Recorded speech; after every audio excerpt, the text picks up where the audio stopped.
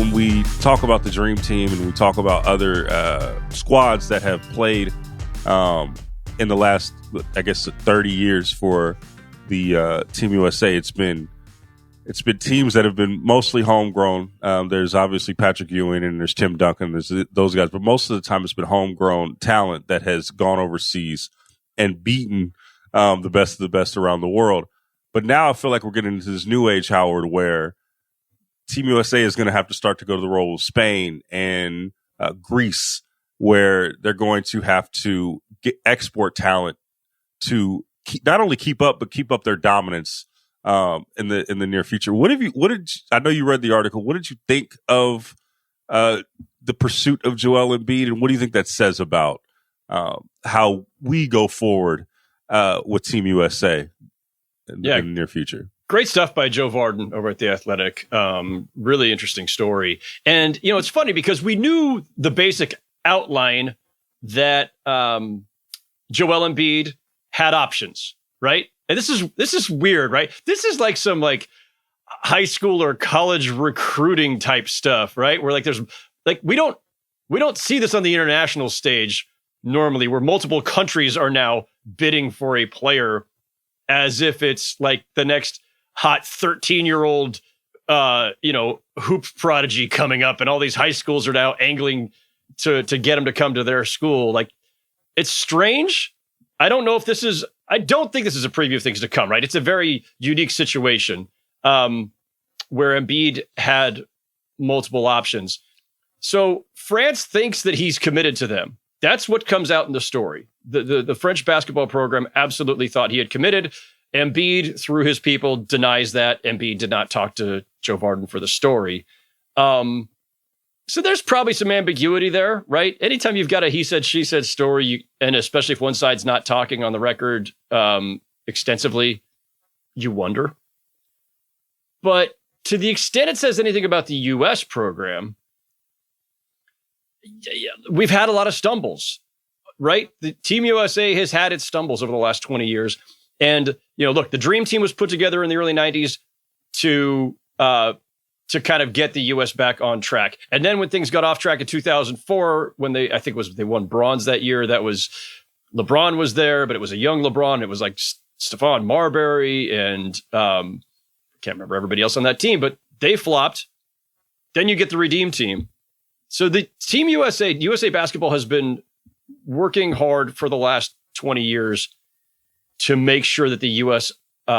Maintains its basketball supremacy. And it's getting harder. It's getting harder because it's not that the world caught up, but if the last, 5 MVPs of the NBA have anything or means anything, it's clear that there is a lot of elite level talent around the world now. And so that includes Joel Embiid as one of those MVP winners last year.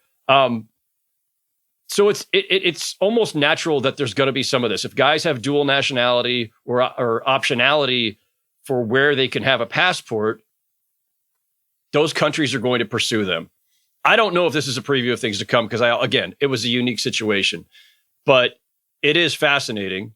And if the U.S. had lost Embiid to France, how much would that endanger the U.S.'s chances at a gold this summer? I don't know. The U.S. still has the vast majority of the elite level talent. So I don't know. What'd you think? I thought it would have been interesting. I just thought that the fact that Team USA has to go through these measures and desperate to get a center of that caliber shows just kind of where we are. Because even in trying to get a center these days, in general, shows where the American game is. I think we play a lot smaller. I was at the Warriors game last night. They're playing Draymond Green extensively at the 5, and that's not that's definitely something that you see on most teams throughout the league, right? And then also I thought just about even the general future in the next few Olympics, right? Because after this time, after the 2024 games, there's not going to be a LeBron. There's not going to be a Steph. There's not going to be a Kevin Durant. And I'm looking at the Ringer player rankings right now, and the top 5 players on our rankings are not born in the U.S. And so I worry about the future of Team USA just from not from a raw talent standpoint, but just how we go about producing our players. Because me and Raja talk about this all the time on the pod about how our developmental leagues are compared to how it is overseas. Right? We have this AAU culture where it's prioritizing highlights over development in a lot of cases, and there's a lot of political things that go on behind the scenes that kind of mess up a lot of even great players' trajectory. I mean, there's a lot of coaches in the league right now that talk about how they're coaching sophomores and juniors in college in the pros now, right? These guys aren't coming into the league as prepared as they once did. And so I think that we're going to start seeing a lot more of these types of recruitments. Now, it seems like based on the story that we read in The Athletic was Joel, it feels like, was leading the French team on in a little bit, but like always had plans to go to Team USA. And I think that the French national team was hanging on to a quote, and I'm sure Joel did spit sweet nothings to the French national group, but I think that this was a case of Joel ultimately wanting to be with Team USA, but it might not be that in the next Olympics or the Olympics after that. So this is a balance that the Team USA has to, go through, because they have to figure out how they're going to develop the next great star. Now, they were blessed with LeBron and Steph and Michael Jordan and all those things, but I think that, what we've seen over the last few years is that the world hasn't fully caught up. But if we have to go to a measure where this is a huge deal, then my antennas are up, Howard. Yeah. Quick thing too, though, by the way, with this whole thing, like one of the interesting things about this saga with Embiid specifically is he never lived in France. He was not born in France. He's born in Cameroon, but he speaks French. It's the official language of Cameroon. And colonization, Howard, colonization rears its ugly head in so many ways. So that France, had this kind of like weird claim to him, or wanted to give him a passport and make him a French citizen for purposes of playing for France. That's the biggest stretch of this whole thing anyway. We don't know exactly what Joel Embiid said to them, how definitive it was, whether he reneged, whether he just led them on, whatever. The funny thing is, if I'm going to, if we're going to judge like desperation by national programs here, there's obviously much more desperation on the part of France, where Joel Embiid never actually lived, saying, "Hey, we'll give you a passport and dual citizenship if you want to like play." You know how hard it is to get that stuff. It's hard. It's really hard. They even make clear how the lengths that they went to. Joel Embiid moved to the U.S.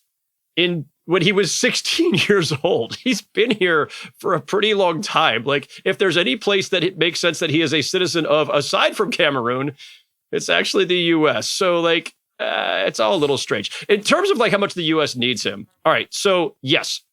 Joel Embiid, Nikola Jokic, Giannis Antetokounmpo, they've been racking up the MVPs over the last 5 years, and Jokic is going to probably win another one this year, and Luka's going to be in the mix for years to come. Shai Gilgeous-Alexander's Canadian. He's going to be in the mix for years to come. So, like, that's one indicator, but it's not the indicator of where things stand with the U.S. versus the world in terms of talent. Because if we accept that the NBA is a collection of the best players on earth in this sport, and there's 450 in any given season, it's about a quarter that are international players. So, by my math, that means that the U.S. still has 3/4 of the world's best basketball talent. That, Logan, should be enough for the U.S. to be winning gold medals, I would think. But sometimes it's matchup oriented, and sometimes it's style of play in the international game as opposed to in the NBA. Like, there's other factors that come into play, and the fact is the gap between like the average U.S. player or even the All-Star U.S. player and the All-Star French player, the All-Star German player, the All-Star Slovenian player, whatever. Like, at every level, A players, B players, C players, at every level, the gap is narrowed. And sometimes, because it's a 5-person game, like, what do we always say about the NBA? You get one elite player, it changes the entire trajectory of your franchise. It's the same thing, obviously, in international play. One Luka, one Jokic, one Giannis, one Embiid, and it changes everything in terms of your chances. So, and also, Howard, another thing, like the biggest weakness going into the Olympics for the U.S. national team was what? It's their size. Yeah. Right? It's their front court.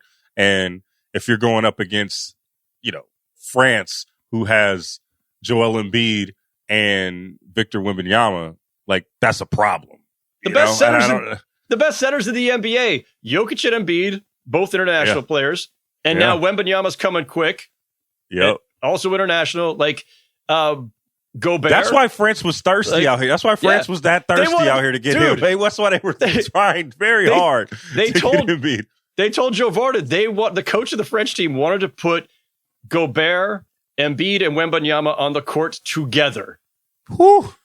I'm actually kind of mad we don't get to see that. Like I don't care who wins the battle for Joel Embiid services or anything. But like, man, I would have loved to have seen Embiid, Gobert, and Wembanyama. That's like an enhanced version of what I used to do on like 2K11 when I used to have, or 2K12 when I used to have Lamar Odom, Pau Gasol, and Dwight Howard all on one, or Andrew Bynum all on one. It's just an enhanced version of that on steroids. You're just a psychopath. There's something wrong with you.